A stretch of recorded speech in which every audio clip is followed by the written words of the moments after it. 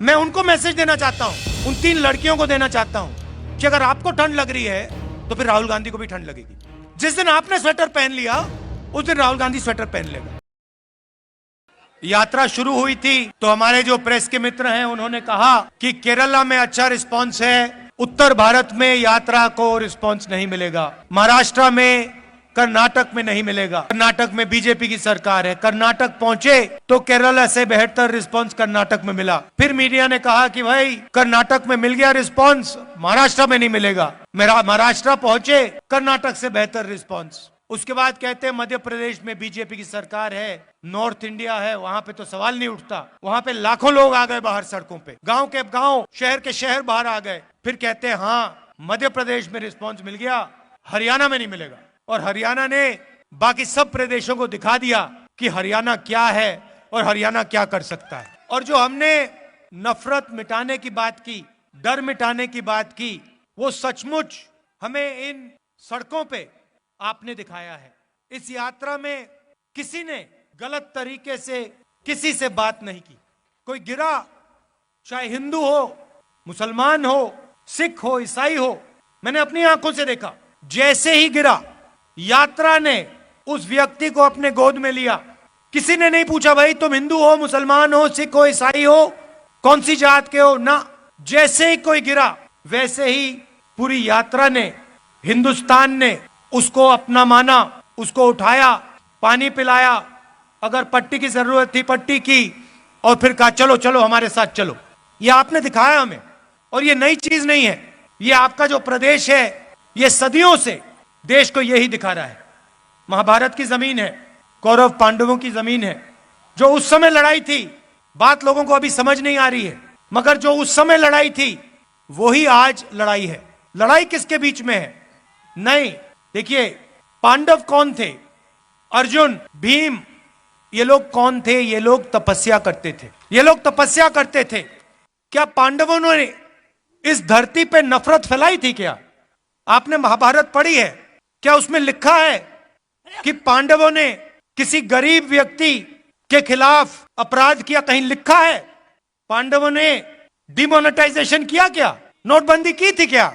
गलत जीएसटी लागू की थी क्या? कभी करते? कभी नहीं करते। क्यों नहीं करते?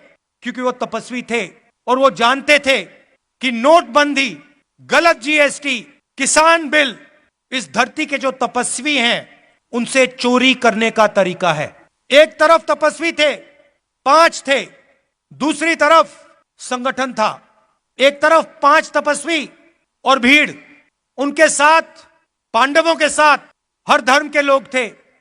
जैसे ही यहां पे यात्रा चल रही है, इसमें कोई ये नहीं पूछता भैया कौन हो, कहां से आए हो। मोहब्बत की दुकान है ये।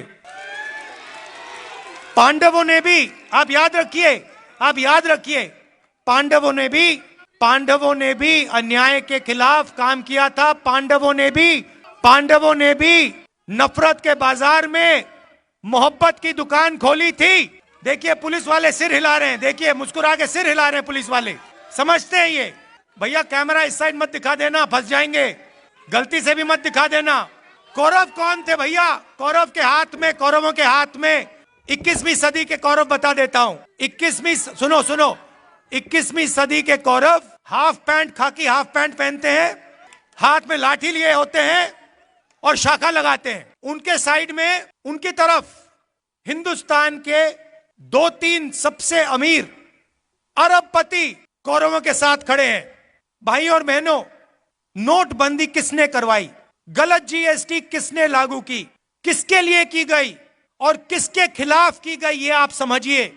नोटबंदी, गलत जीएसटी नरेंद्र मोदी ने जरूर साइन किया, मगर नरेंद्र मोदी जी की शक्ति ने गलत जीएसटी, नोटबंदी नहीं लागू करवाई। हिंदुस्तान के 2-3 अरबपतियों की शक्ति ने, इन्होंने प्रधानमंत्री का हाथ चलाया। मानो ना मानो, आपको देखने को मिलेगा। उस समय के अरबपति पांडवों के साथ खड़े थे क्या? अगर खड़े होते तो पांडव जंगल में क्यों बैठे थे?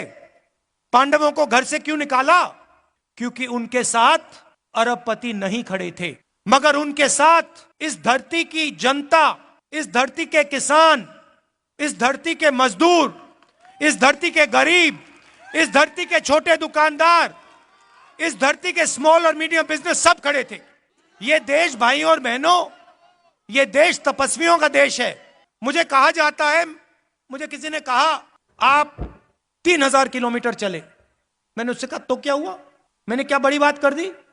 अगर आप जाओ और इस देश के किसी भी किसान से पूछो, भाई पिछले 4 महीनों में आप कितने किलोमीटर चले हो, वो आपको बता देगा 3000, 4000, 5000 किलोमीटर चला हूं। हां, कन्याकुमारी से दिल्ली नहीं चला हूं, मगर अपने खेत में चला हूं, मंडी गया हूं, मंडी जाकर वापस आया हूं, फिर मंडी गया हूं, फिर वापस आया हूं, खाद खरीदने गया हूं, बीज खरीदने गया हूं।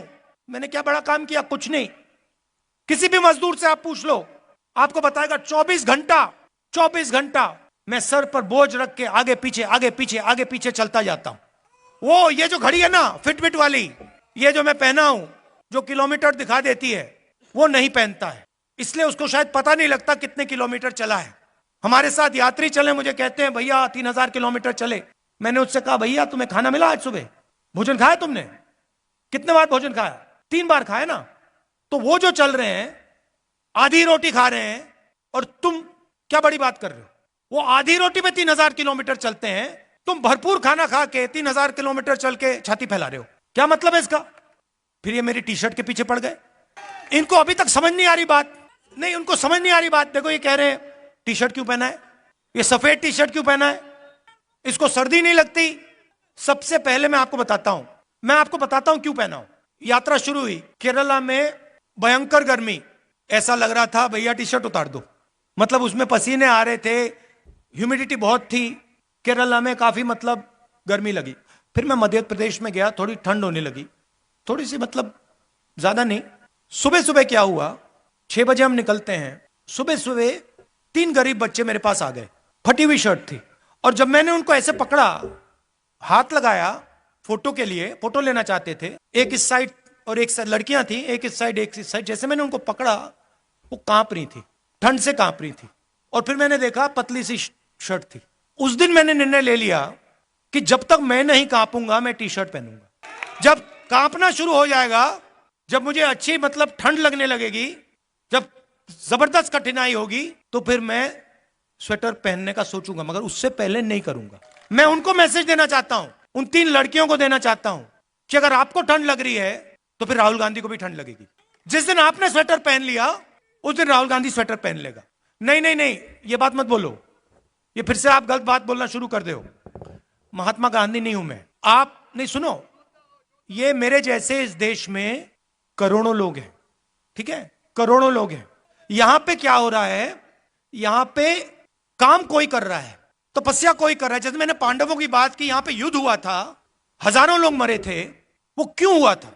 क्योंकि उस समय हिंदुस्तान में जो काम कर रहा था, जो तपस्या कर रहा था, उस समय किसान थे, मजदूर थे। आज किसान हैं, मजदूर हैं, छोटे व्यापारी हैं, स्मॉल और मीडियम बिजनेस चलाते हैं। आज हमारे पास माइक्रोस्कोप बनाने वाले लोग आए, आप बनाते हैं, मैन्युफैक्चरिंग है, देखो इनकी 100-200 लोगों को ये रोजगार देते हैं। ये तपस्या करते हैं 24 घंटा।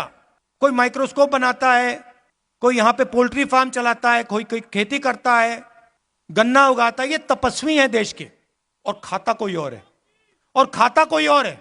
और जो खाता है भैया वो तो दिखते भी नहीं है।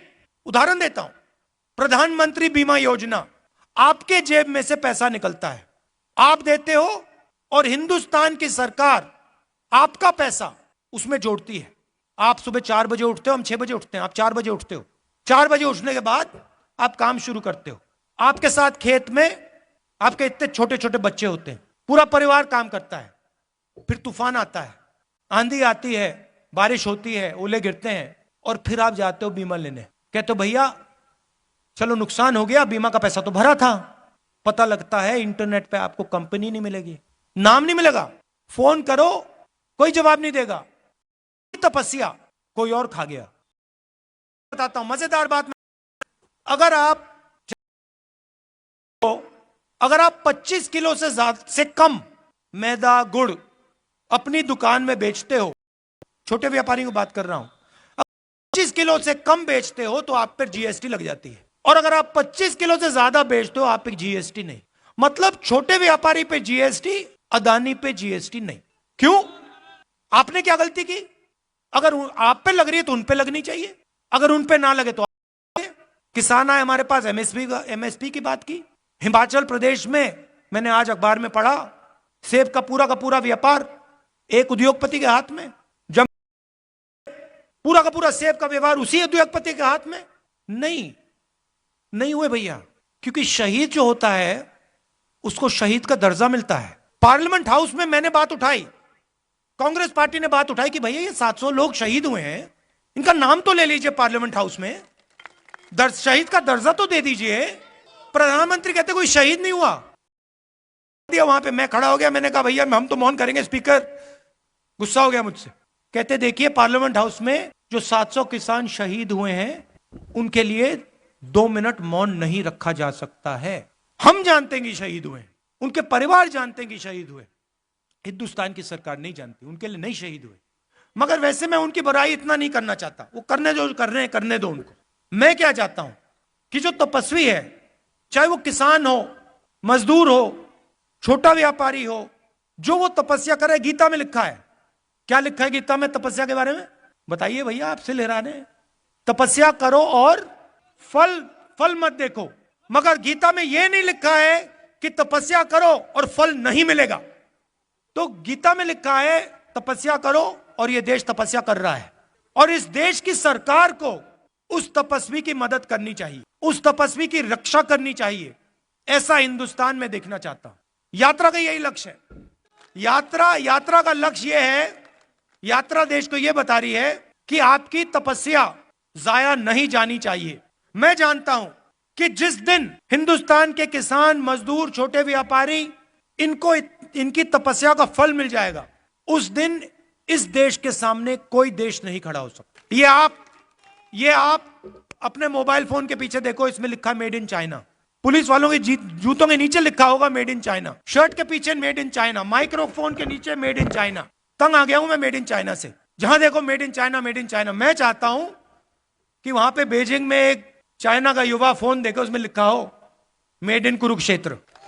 ले, ऐसा हिंदुस्तान चाहता हूं। और जो कुरुक्षेत्र में जिसने माइक्रोस्कोप बनाया, सॉरी अंबाला, जिसने अंबाला में माइक्रोस्कोप बनाया, उसके जेब में चाइना के युवा के पैसे आए, ये चाहता हूं मैं।